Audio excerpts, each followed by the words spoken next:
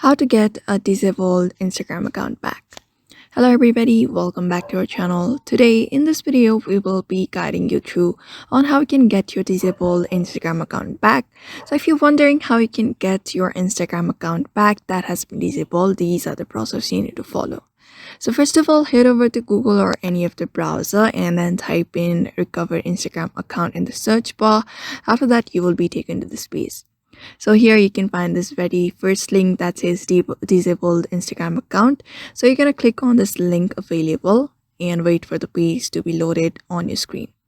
After that, you can follow up the on-screen prompts in order to enable your account again.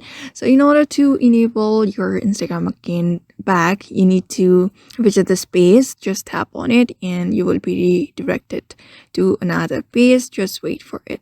So you're just gonna follow the on-screen prompts like why your account has been disabled.